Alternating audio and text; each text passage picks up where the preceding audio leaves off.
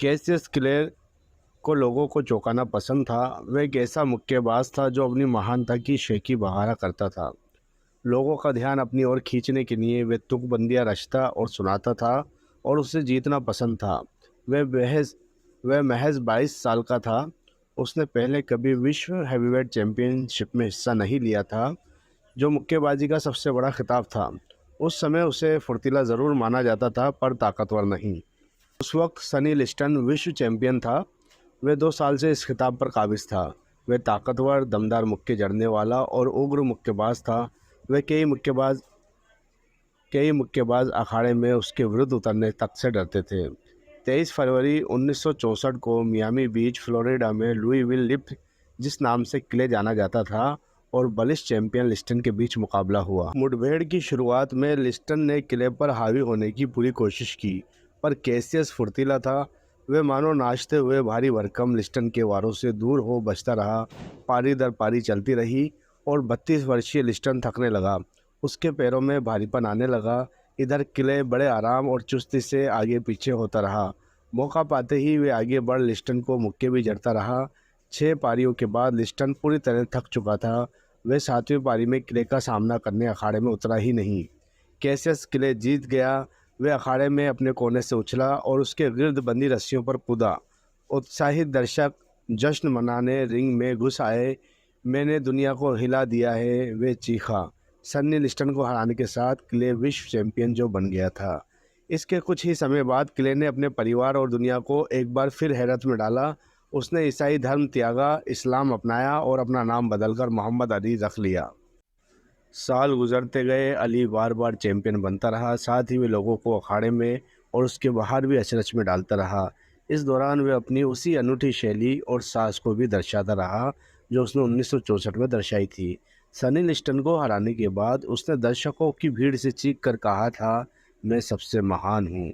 आगामी सालों में उसने अपने कहे को साबित भी किया। हालांकि वे दुनिया भर में मोहम्मद अली के नाम से विख्यात हुआ। उसका पैदाइशी नाम कैसियस क्ले जूनियर था।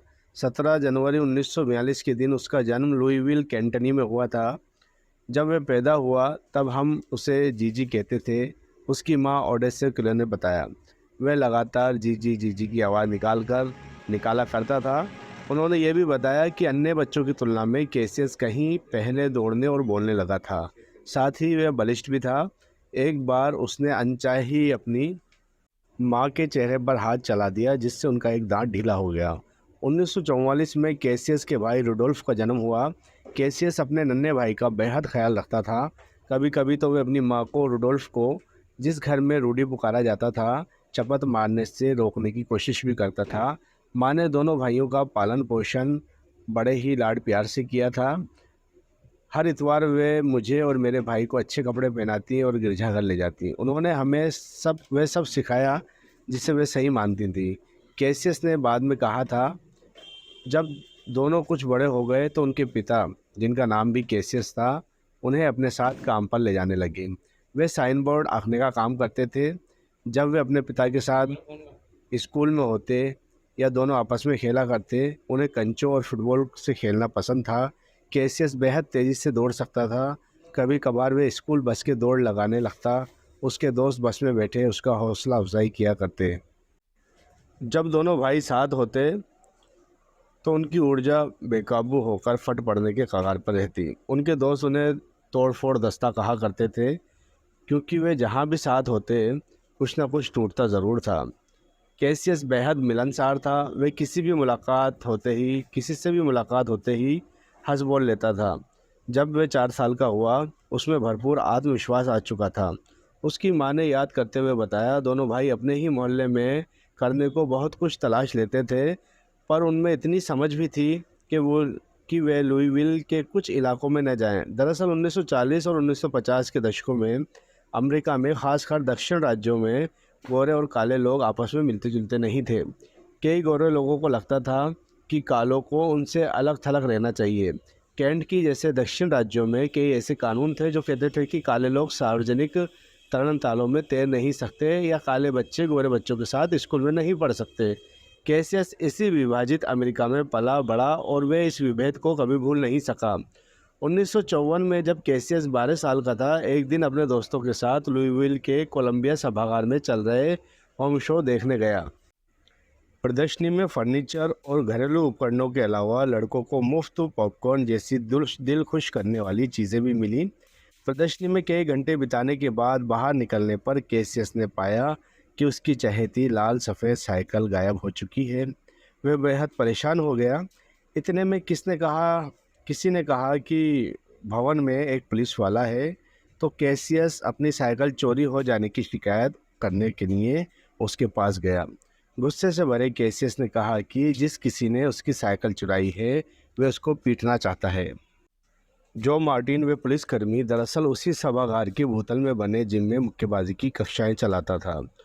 उसने कैसियस को कक्षा से जुड़ने का आमंत्रण दिया ताकि कैसियस अपने गुस्से को साध कर उसे एक सकारात्मक दिशा दे सके। कैसियस ने पाया कि उसे न केवल मुक्केबाजी पसंद है बल्कि उसमें मज़ा भी आने लगा है। जो मार्टिन के साथ प्रशिक्षण शुरू करने के कुछ ही समय के बाद एक स्थानीय टीवी कार्यक्रम टुमारो चैंपियंस में कैसियस को शामिल किया गया। जब कैसियस महज 12 साल का था, वे युवा रोनी ओफिकीफी का सामना करने अखाड़े में उतरा। वे मुकाबला जीता और इसी के साथ मुक्केबाजी के रूप में उसका अद्भुत जीवन आरंभ हुआ। कैसियस को उसकी खोई हुई साइकिल तो कभी नहीं मिली, पर उस घटना के बाद उसने अपनी समूची ऊर्जा मुक्केबाजी में लगा दी। उसकी लगन के कारण कभी कभी तो मार्टिन को सुबह 4 बजे ही जिम खोलनी पड़ती ताकि कैसियस स्कूल जाने के पहले अपना अभ्यास कर सके। वह स्टील जड़े भारी जूते पहन दौड़ता ताकि उसके पैरों की मांसपेशियां मजबूत हों। वह कभी सोडा नहीं पीता, इसकी जगह वह लहसुन मिश्रित पानी पीता। उसमें बदबू तो आती थी, पर उसे पीने से उसे अच्छा महसूस होता था। उसने रिंग में अपनी फुर्ती का सही उपयोग करना सीखा।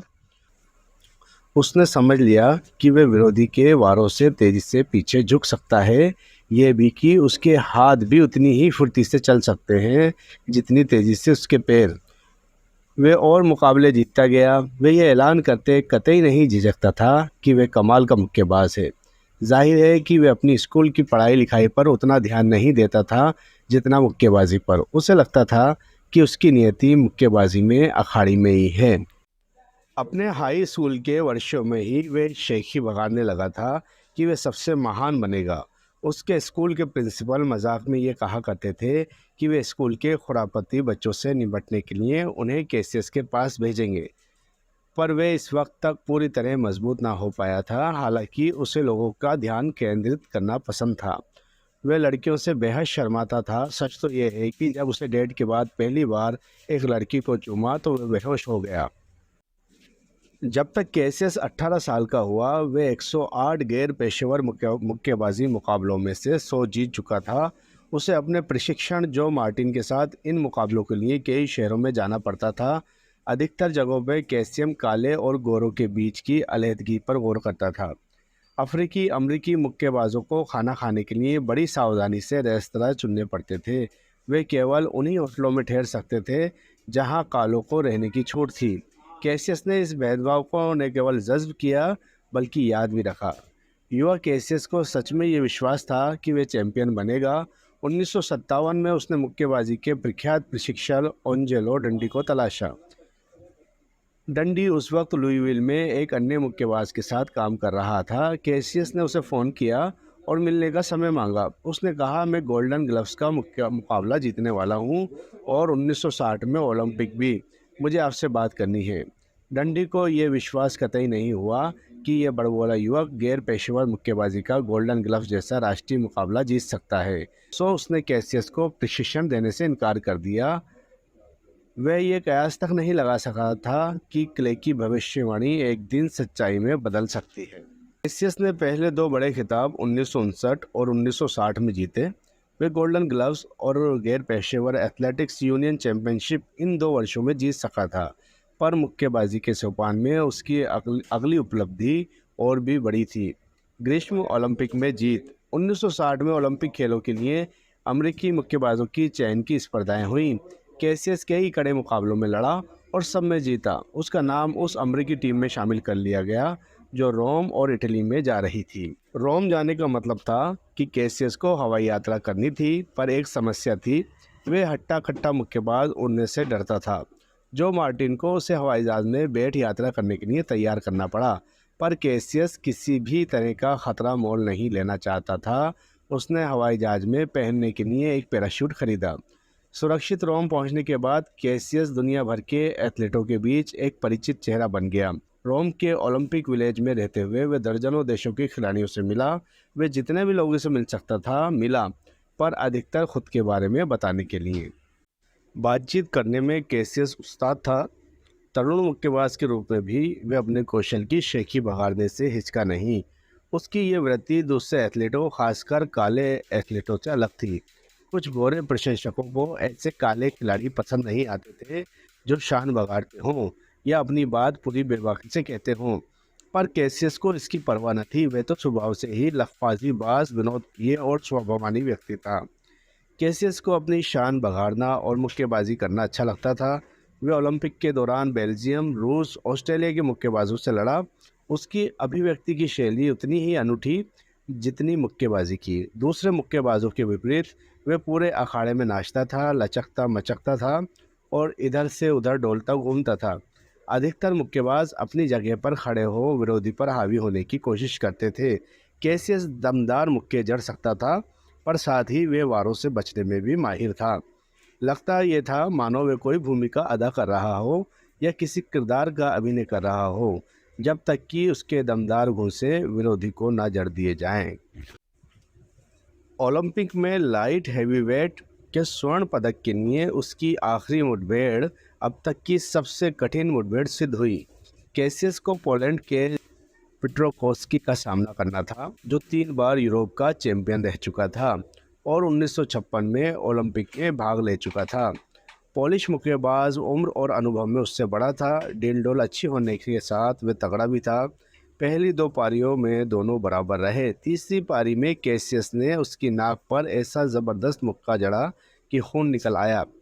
तब उसने कई और वार जड़े। जजों ने कुल अंक जोड़े और कैसियस को विजेता घोषित कर दिया गया। लुईविल के उस छोकरे ने ओलंपिक स्वर्ण पदक जीत लिया था। कैसियस जब अमेरिका वापस लौटा तब भी वह बोल रहा था और गले में अपना पदक लटकाए हुए था। उसने न्यूयॉर्क शहर का दौरा किया, जो मिला उससे हाथ मिलाया। तब वे लुईविल में स्वागत समारोह में शिरकत करने लौटा। लुईविल के समारोह में कैसियस ने अपनी रची एक तुकबंदी पढ़ी।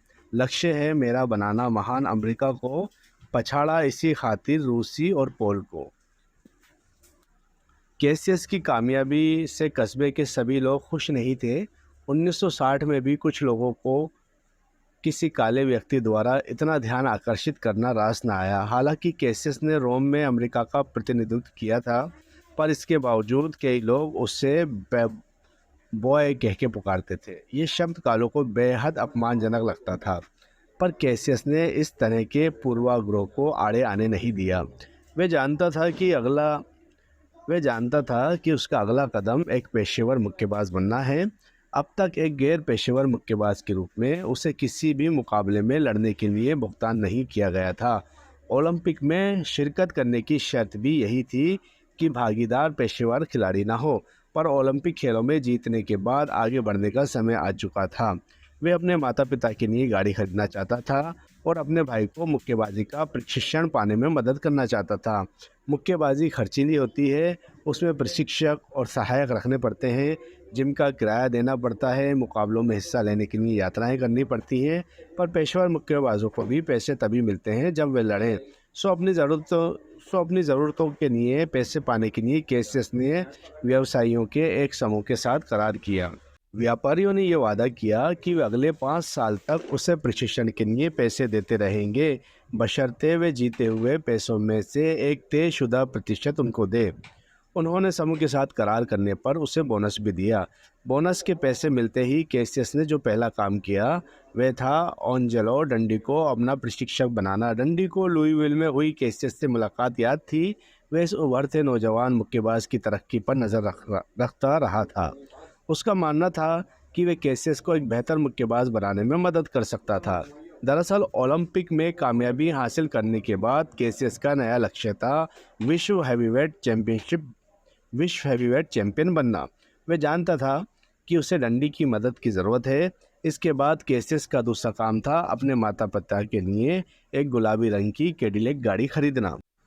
1960 में 18 बरस का केसियस मियामी चला गया, जहां डंडी अपनी जिम चलाता था। उसकी मदद से वे गैर पेशेवर से पेशेवर मुक्केबाज बना और हमेशा की तरह वे मुकाबले जीतता रहा। वे अपनी डींगे भी हाँकता रहा। हालांकि वे हाल ही में पेशेवर मुक्केबाज बना था, उसने ऐलान कर दिया कि वे हर एक भिड़ंत जीतेगा।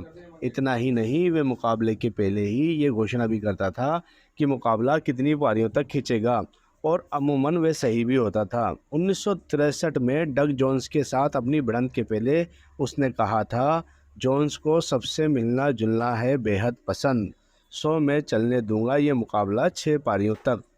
करे अगर वे ज़्यादा बकझक, छाड़ दूंगा मैं मुकाबले को 5 तक। अगर करेगा वे और भी बकवास, सल्टा दूंगा मैं दंगल 4 ही तक। किले की ये धृष्टता, उसकी उल्टी सीधी बकवास और डींगे मारने की आदत ने उसे एक नया तखल्लुस दिया, लुई विल लिव। पर किले खेल जगत की एक पुरानी कहावत के बारे में जानता था, जो दावा किया जाए अगर उससे कर दिखाया जाए तो वह महज शही बगाड़ना नहीं रह जाता। अगले कुछ वर्षों तक कैसियस मियामी में ही डंडी से पूर्णकालिक प्रशिक्षण लेता रहा। वे जीतता भी रहा। 1961 में उसने 8 मुकाबले जीते और 1962 में 6। इस दौरान वे एक भी मुकाबले में नहीं हारा। डंडी भी जो मार्टिन की ही तरह इस बात से बेहद प्रभावित हुआ कि कैसियस किस कदर कड़ी मेहनत करता था। जिम में प्रशिक्षण से जो थोड़ा बहुत उसे समय मिलता था, उसमें किले की दोस्ती सैम सैमसन से हुई, जो नेशन ऑफ इस्लाम से जुड़ा हुआ था। मैं एक मुकाबले की तैयारी कर रहा था, अली ने बाद में बताया, और मेरी मुलाकात एलाइज़ा मोहम्मद के अनुयायी कैप्टन सैम से हुई। उसने मुझे एक बैठक में आने का न्योता दिया, जिसके बाद मेरी ज़िंदगी ही बदल गई। एलाइज़ा मोहम्मद नेशन ऑफ इस्लाम का नेता था। NOI काले अमरीकियों का धार्मिक आंदोलन था। उनकी मान्यता थी कि काले और गोरे लोगों को पृथक रहना चाहिए। इसके सदस्य इस्लाम के कुछ नियमों का पालन करते थे, जो मध्य पूर्व का एक प्राचीन धर्म है। इस्लाम में आस्था रखने वालों को मुसलमान कहा जाता है।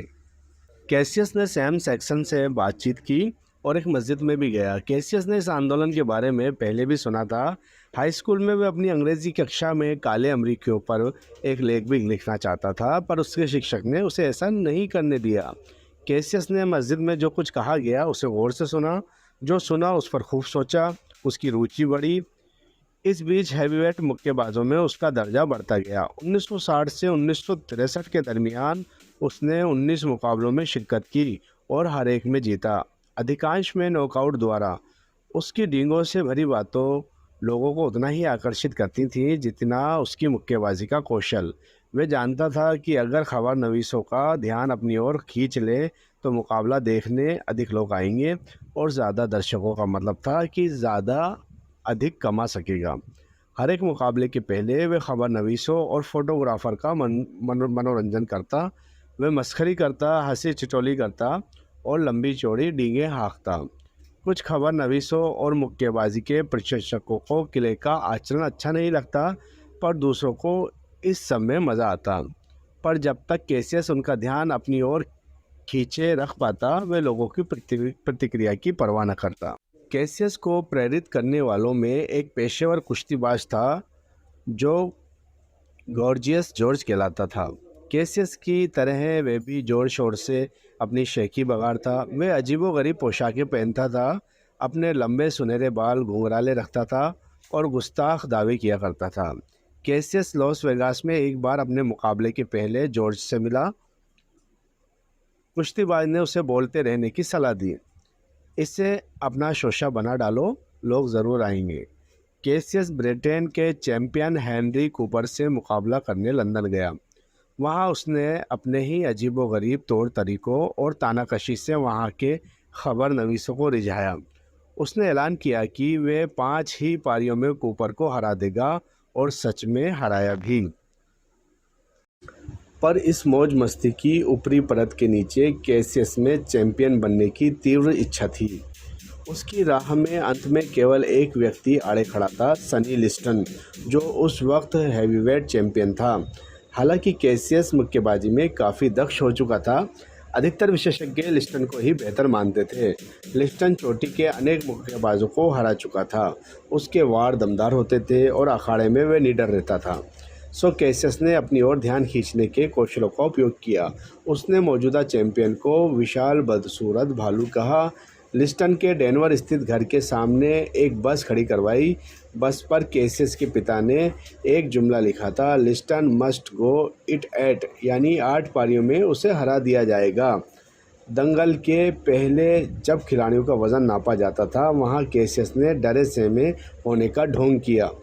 लिस्टन ने ऐलान किया, अगर वे खड़े होकर लड़ता है तो मैं उसे ख़त्म कर डालूँगा। कैसियस और सनी लिस्टन के बीच आखिरकार मियामी में 25 फरवरी 1964 में मुठभेड़ हुई। कोई ये नहीं मानता था कि कैसियस उससे जीत सकेगा, पर किले नाचता, उछलता, आगे पीछे डोलता, अपने से आकार में बड़े मुक्केबाजों के वारों से बचता रहा। छठी पारी के अंत में वे नाचता हुआ अपने कोने में गया।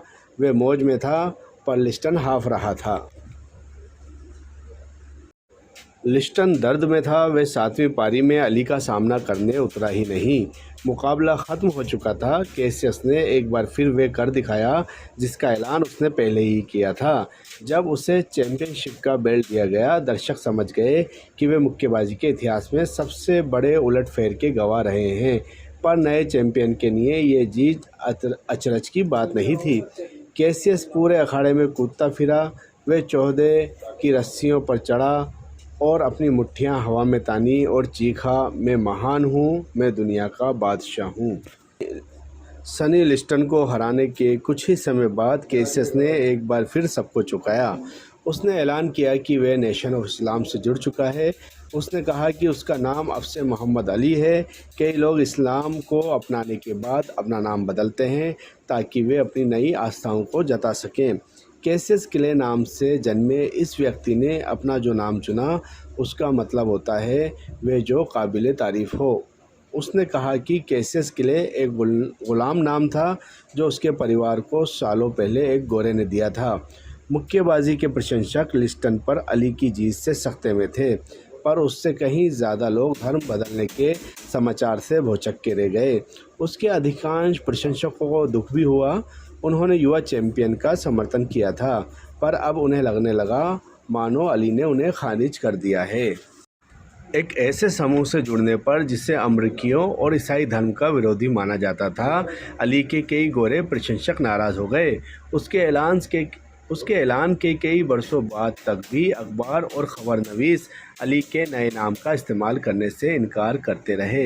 वे उसे लगातार कैसियस क्ले नाम से संबोधित करते रहे। ये वह समय था जब अमेरिका अफ्रीकी अमेरिकियों के समान अधिकारों के मुद्दे पर पूरी तरह बटा हुआ था। जाहिर था कि काले अमेरिकी और कई गोरे अमेरिकी भी सभी नागरिकों के लिए बराबर के अधिकार चाहते थे, पर नेशन ऑफ इस्लाम ने समान अधिकारों की गुहार नहीं लगाई। वे तो काले और गोरों के बीच पूर्ण अलगाव चाहते थे। अली NOI के विचारों को बोलने लगा था। इससे भी कई लोग नाराज़ हुए। यीशु एक गोरा था, सांता क्लॉज गोरा था, जंगल का राजा टार्जन तक गोरा था। लगता है सब कुछ धवल श्वेत ही है। उसने कहा, एंजल फूड केक सफ़ेद है और डेविल फूड केक काले रंग का, पर अब अमेरिका में एलाइजा मोहम्मद जैसा नेता है। हम महानतम हैं। अली का भाई रूडी भी NOI से जुड़ा। उसने अपना नाम रहमान अली रखा। उनके माता पिता इस खबर से बेहद दुखी हुए। कैसियस क्ले सीनियर और ओडेसा ने अपने बेटों की परवरिश बैप्टिस्ट चर्च के अनुयायियों के रूप में की थी। अली के पिता को लगने लगा कि नेशन ऑफ इस्लाम के सदस्य उनके बेटों को नियंत्रित कर रहे हैं। ओडेसा को भी ये दुख सालता रहा कि उसके बेटों ने अपना धर्म बदल लिया है। हालांकि लाखों लोग में उसके परिवार के उससे असहमत थे, उससे नाखुश थे। अली अपने विश्वासों पर अडिग रहा। मई 1964 में जब अली महज 22 बरस का था, उसने पहली बार अफ्रीका की यात्रा की। इस यात्रा के दौरान नाइजीरिया, घाना और मिस्र गया। उसने इन देशों के नेताओं से भेंट की। उसने मिस्र में ऊँट की सवारी की और पिरामिड देखे। नाइजीरिया में विशाल जन समूहों ने उसका स्वागत किया। इस यात्रा ने युवा अली की आंखें ही खोल दीं। अफ्रीका ने तो मानो अली को गले ही लगा लिया। उसकी विलक्षण मुक्केबाजी और उसकी आर्थिक आस्थाओं दोनों के ही कारण उसका शानदार स्वागत किया गया। अफ्रीका के कई निवासी मुसलमान जो थे, अफ्रीका से लौटने के बाद अली अमरीकी जीवन को और बारीकी से देखने लगा। उसे अमेरिका और अफ्रीका में तमाम अंतर नज़र आने लगे। उसने अफ्रीकी देशों में देखा कि काली नस्ल के लोगों के हाथों में अपने देशों का नेतृत्व है। उन्हें वहाँ दोयम दर्जे का नागरिक नहीं माना जाता। हैवीवेट चैंपियन का खिताब टुच्चा और बेमानी लगता है। उसने कहा, जब मैं देखता हूँ कि मेरे लाखों काले भाई बहन अमेरिका में आज तक अपने मानव अधिकारों के लिए जूझ रहे हैं। अफ्रीका से लौटने के कुछ समय बाद ही मुलाकात सोंजी राय से हुई। हालांकि सोंजी नेशन ऑफ इस्लाम से नहीं जुड़ी थी। अगस्त 1964 में अली ने उससे विवाह किया, पर विवाह में स्थिरता नहीं थी। सोंजी एनओआई के उन लोगों के विचारों से एकमत नहीं थी जो अली के जीवन को प्रभावित कर रहे थे। अली मुक्केबाजी करता रहा और लगातार जीतता भी रहा। उसने अमेरिका के अलावा कनाडा, इंग्लैंड और जर्मनी में भी मुकाबले जीते। हर जीत के साथ उसकी ख्याति बढ़ती गई। वे अपनी गुस्ताख तुकबंदियाँ करता रहा, बढ़ चढ़कर डीगे हाँकता रहा और लगातार अपनी ओर ध्यान आकर्षित करते रहा। उसकी प्रसिद्ध कविताओं में एक ये भी थी, तितली की तरह उड़ो पर डंक मारो मधुमक्खी की नाई, हाथ उस पर वार नहीं कर सकते जिसकी आँख देख न पाई। मोहम्मद अली बड़ी एहतियात से अपनी बात कहने की काव्यात्मक अदा और भेंट वार्ताओं की अपनी भड़कीली शैली की योजना बनाता था। खबर नवीसों को उसके बारे में आलेख लिखने में मज़ा आता था। उसके शब्दों में, ये अखबार वाले तब भी मेरे लिए बेहतर न कर पाते अगर मैं उन्हें उनका काम करने के लिए पैसे दे रहा होता। पर जल्द ही उनके आलेख अली के ख़िलाफ़ काम करने लगे। 1960 के दशक में युवा अमरीकियों को सैन्य सेवा में अनिवार्य रूप से जुड़ने के लिए आदेश दिए जाने लगे। जिस किसी को ये आदेश मिलता उसके लिए सेना में भर्ती स्वैच्छिक नहीं होती। इस आदेश का पालन करना अनिवार्य था। 1964 में अली सेना की परीक्षा में बैठा। 1966 में सेना ने अपने मानदंड बदले।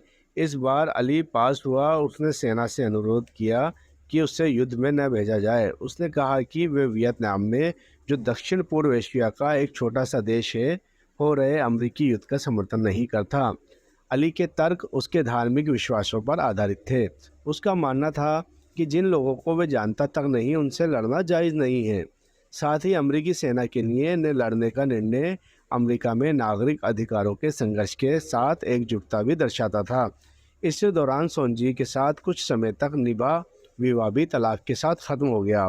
साल भर बाद उसे सेना का आदेश मिला कि उसे एक निश्चित तारीख को अपना दायित्व संभालने पहुंचना है। 28 अप्रैल 1967 को वह ह्यूस्टन स्थित सैन्य परीक्षण व प्रवेश केंद्र में हाजिर हुआ। पर जब उसका नाम पुकारा गया, उसने उठकर आगे आने से इनकार कर दिया। सेना में भर्ती से इनकार करना गैर कानूनी था। मोहम्मद अली को गिरफ्तार कर लिया गया। मुक्केबाजी का जगत अली से बेहद खफा था। जो समूह मुक्केबाजों का विश्व में दर्जा तय करते हैं, उन्होंने अली का हेवीवेट खिताब उससे वापस ले लिया। हालांकि अली अखाड़े में हारा नहीं था। इधर मोहम्मद अली को सेना में भर्ती के आदेश का उल्लंघन करने का दोषी पाया गया और इस जुर्म के लिए 5 वर्ष की कैद की सज़ा सुनाई गई। अली की मां भी यही चाहती थी कि वह सेना में अपनी सेवाएं दे। वे उसके हर एक महत्वपूर्ण मुकाबले में मौजूद रही थी और अपने बेटे के करीब थी, पर वे उसके इस फैसले से इत्तेफाक नहीं रखती थी। बेसबॉल के जाने माने प्रणेता जैकी रॉबिन्सन ने तल्ख टिप्पणी की। वे इस देश में लाखों डॉलर कमाने की उम्मीद रखने के बाद उसके लिए लड़ने से इनकार भला कैसे कर सकता है। सज़ा सुनाने के बाद जब दूसरी अदालतों में अपील की कार्रवाई चल रही थी, अली कैद में नहीं आज़ाद ही था, पर वह मुक्केबाजी नहीं कर सकता था। इस तथ्य के बावजूद कि वे 29 मुकाबलों में अविजित रहा था और साल में लाखों डॉलर कमा चुका था। अब वह अपना काम नहीं कर सकता था, पर इसके बावजूद उसके मन में संतोष था। मैं जो कर रहा था उस पर मेरा पक्का विश्वास था। उसने बाद में लिखा, इसलिए सरकार ने मेरे साथ जो कुछ किया उसका मुझ पर कोई असर नहीं हुआ। उसने ये भी कहा, अगर मुझे ये लगता कि लड़ने जाने से 220 लाख निगरो लोगों को आज़ादी, न्याय और समानता मिलेगी, तो मैं अगले ही दिन सेना में भर्ती हो जाता। अचरज की बात यह है कि उसके आध्यात्मिक नेता एलाइजा मोहम्मद ने भी अली के निर्णय का विरोध किया। एलाइजा का मानना था कि अली नेशन ऑफ इस्लाम का नहीं बल्कि खुद अपना ही महिमा मंडन कर रहा है।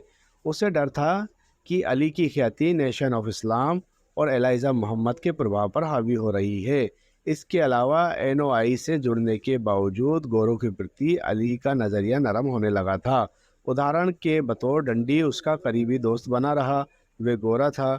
लुईविल के वे व्यवसायी जो उस वक्त अली के प्रायोजक थे जब उसने मुक्केबाजी शुरू की थी, वे भी गोरे ही थे। आखिर एलाइजा मोहम्मद ने ऐलान किया कि अली एनओआई का हिस्सा नहीं है, पर उसका ये कदम अली को मुसलमान बने रहने से रोक ना सका। नहीं, अली को ये अफसोस था कि उसने सेना में भर्ती होने से इनकार किया था। नतीजतन आगामी 3 सालों तक दुनिया का सबसे बेहतरीन मुक्केबाज किसी भी मुकाबले में शिरकत नहीं कर सका। इस दरमियान वह सिर्फ बोला। अली ने सैकड़ों भाषण दिए, वह कई जगह उपस्थित हुआ, अधिकतर कॉलेजों में। उसने सेना से न जुड़ने के अपने निर्णय पर खुलकर बात की। उसने इस्लाम और वियतनाम युद्ध पर बात की। जब भी संभव होता वह लोगों से मिलने जाता, लोगों से मिलता और उनसे मिलना उसको अच्छा लगता। 1967 में अली ने दूसरी बार विवाह किया। उसकी नई पत्नी बेलिंडा बॉयड ने शादी के बाद अपना नाम बदलकर खलीला अली रख लिया। बेलिंडा से अली की मुलाकात 1961 में हुई थी, तब जब अली उसके इस्लामिक स्कूल में गया था। बेलिंडा ने स्कूल के अखबार के लिए उससे साक्षात्कार किया था। इसके 5 वर्ष बाद वे बेलिंडा से एनवाई में आस्था रखने वालों की एक बैठक में मिला। वे एक दूसरे के संपर्क में रहे। जब बेलिंडा 17 बरस की हुई, अली का तलाक हो चुका था। उसने कहा, तुम मेरी बीवी बनोगी? बेलिंडा ने बाद में याद कर बताया, और मैंने कहा ठीक है, और बस वह मेरा पहला प्यार था।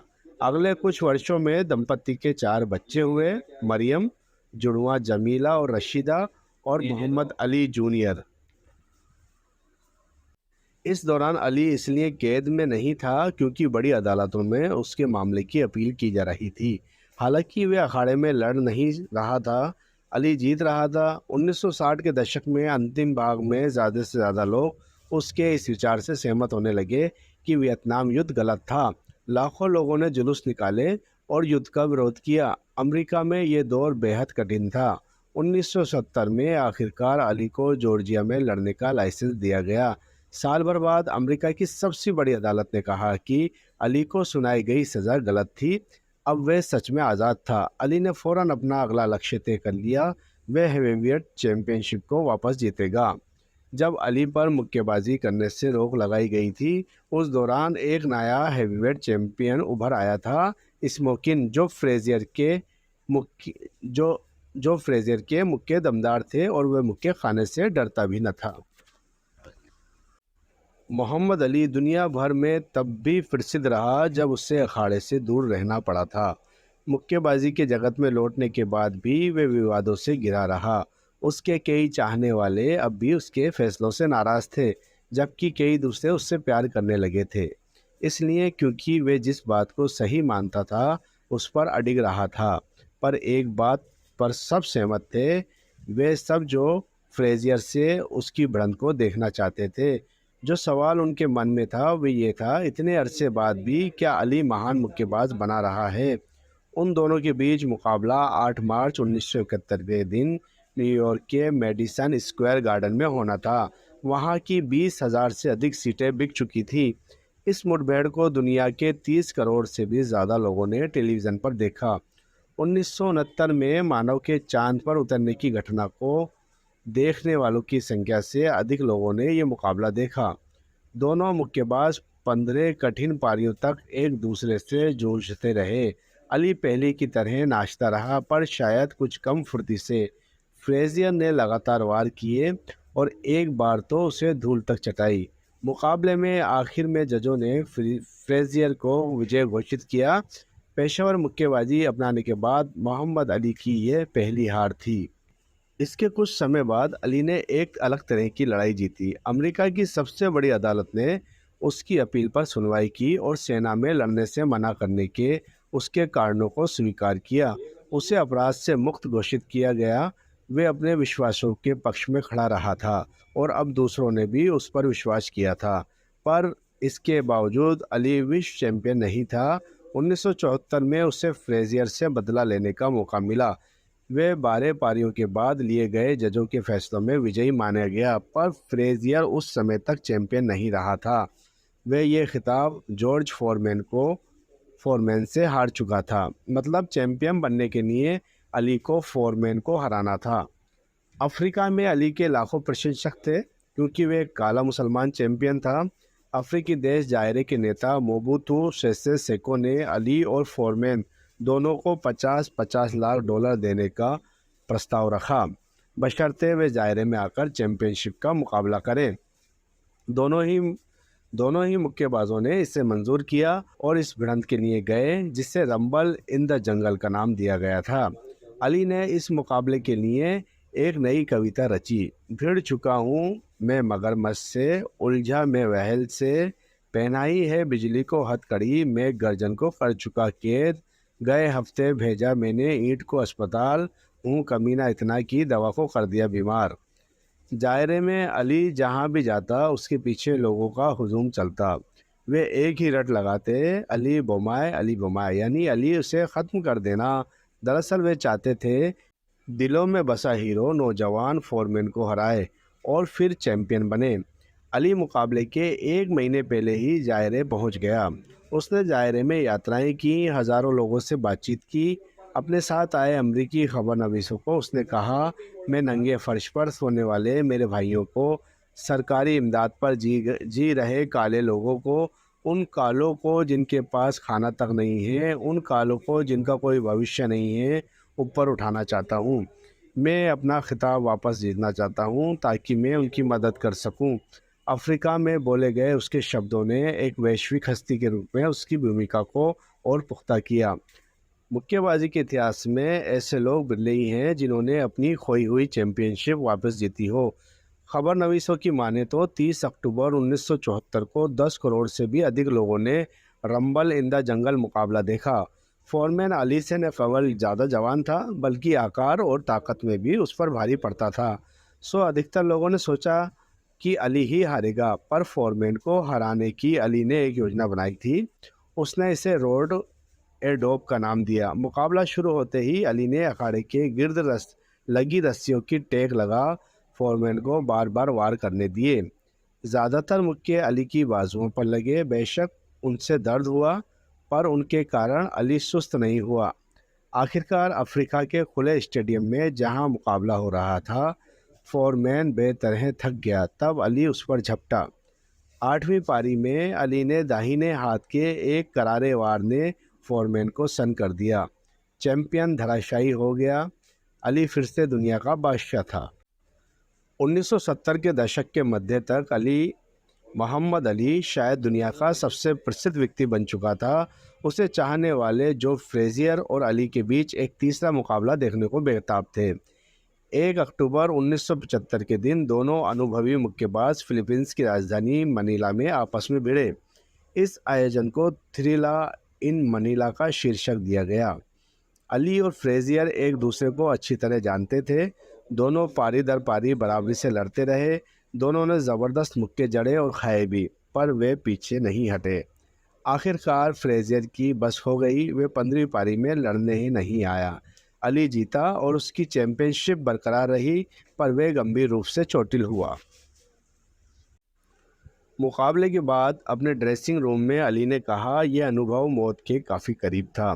कुछ लोगों को उम्मीद थी कि मनीला मुकाबले के बाद अली मुक्केबाजी से संन्यास ले लेगा। आखिर वे सालों से अखाड़े में अपने विरोधियों की वार झेलता रहा था, पर अली ने मुक्केबाजी जारी रखी।